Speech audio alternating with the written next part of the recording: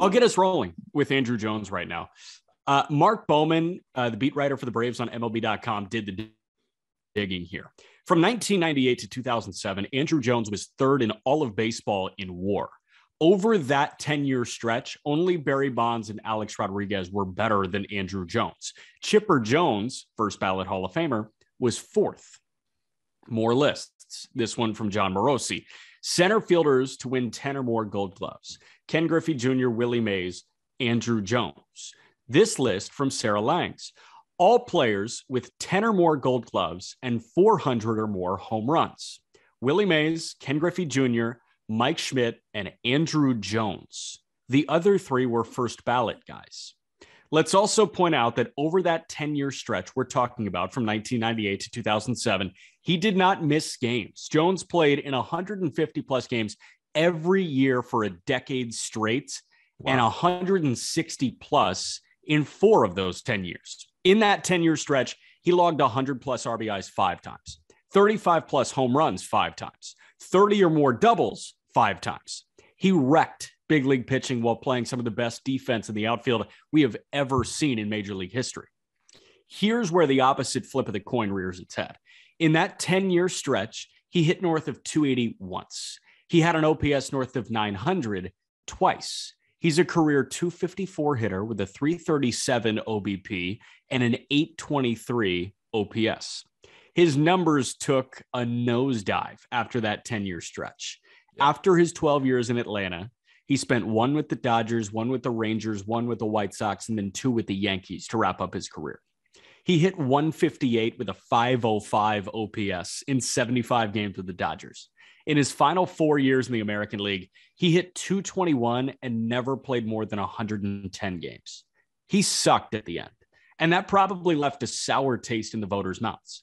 But this guy's peak was so unbelievably dominant. And his 62.7 B WAR is more than Mark McGwire, Vlad Guerrero Sr., and the majority of guys that we've already said yes to on this year's ballot. He received 34% of the vote last year. The Hall of Fame ballot tracker run by Ryan Thibodeau has him at 51% in year 5. 434 home runs, 10 Gold Gloves is enough for him to get my vote personally. And this guy, though he sucked at the end, you have to think about the peak. And a 10-year peak is good enough for me. Gorgeous way of saying it. It comes down to me, I would easily put Andruw Jones in my Hall of Fame. And if you told me, Jack, that this player X was probably the greatest defensive center fielder we've ever seen and 434 home runs, that's almost enough. Like should be enough. We've talked about Omar Vizquel and the fact that we don't think he should make it kind of based on the offense, but an incredible defender. Andruw Jones was that incredible defender, plus the incredible hitter. He has to be in the Hall of Fame. It's only for me, it's between first ballot or just a regular Hall of Famer. That's the question, not if he's a Hall of Famer or not. Right. And he's on year 5 right now. I think that his numbers are just going to continue to climb, and he could be that Larry Walker, right? That 8th or 9th year he gets in. With Andruw Jones and the Omar Vizquel thing, Andruw Jones had something that Omar Vizquel never dreamed of having, and that was a good offensive career. Yeah. You know what I mean? Like, obviously the batting average and the OBP are nowhere close to where you think a Hall of Famer should be. But if you hit 434 home runs across, 17 years in Major League Baseball? I mean, 434 and you're one of the greatest defensive players of all time, do it. And I understand the hit accumulation for Vizquel, but the difference between 434 home runs across 17 years and nearly 3,000 hits, but across like a bajillion years. And oh, by the way, you kind of sucked the entire time offensively. That's a big difference. You just talked about OPS, like Andruw Jones' career 823 OPS versus Omar Vizquel, who's in the 600s. Yeah. Like that's an incredible size difference. And the gap between them as defenders is not so big. Very minimal. Very minimal. Granted, one of them is a shortstop, and defensive shortstops are more appealing to voters. But it's center field too. It's like the other most premium position If you're talking catcher, shortstop, center field, it's right there as well.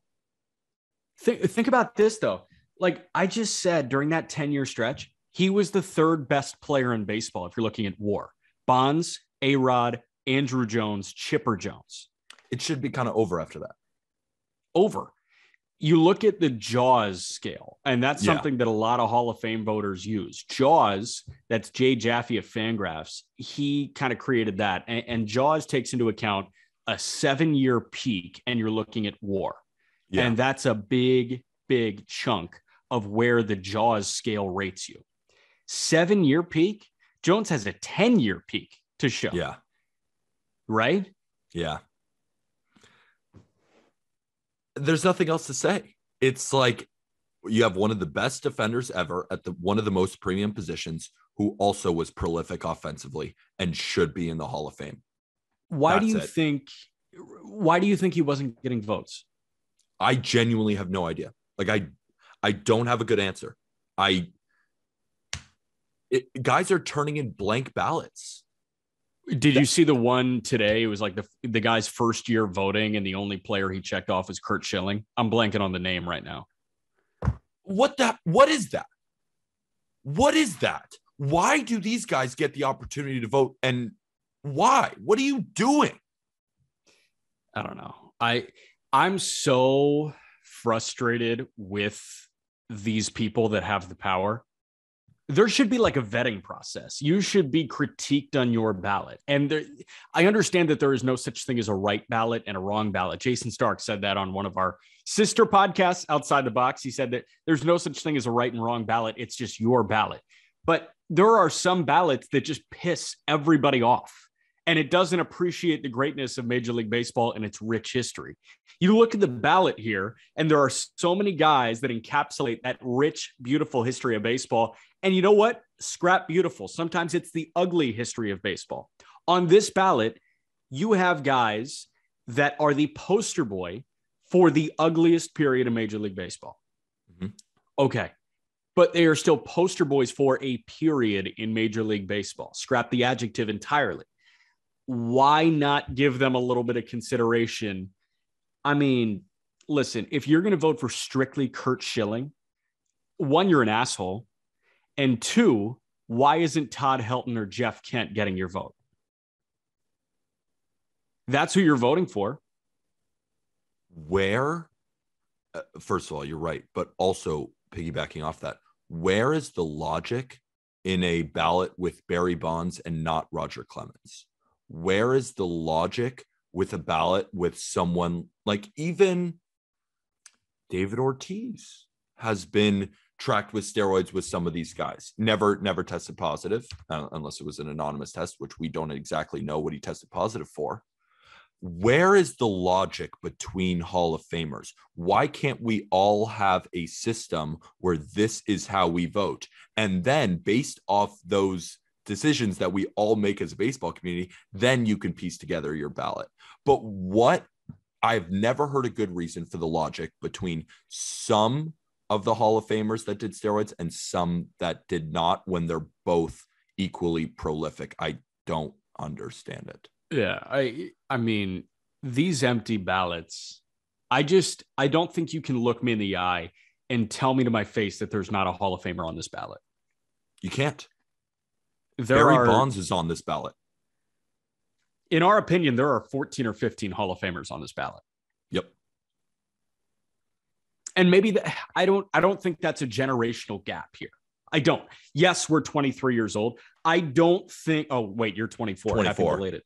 Thank you. Yeah, we already wished you a happy birthday. Whatever. You did. It's all good. but we are 23 and 24 years old.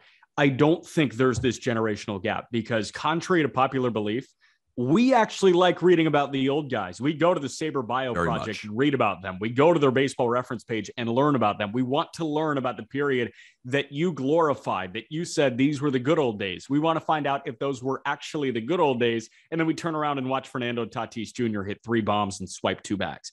Like, we think our golden days are right now. If you think your golden days were back then, we've read about them. We've watched them. We've listened to podcasts about them. We understand where you are coming from. We just disagree with you. And I think you should, instead of just shutting us out, instead of shutting out the younger generation, who, by the way, your sport depends on, you should listen to them and give a shit about what they're saying. I'm leaving it at that and moving on to Todd Helton because I couldn't word it any better than you, Mr. Jack McMullen. Cool. Thanks.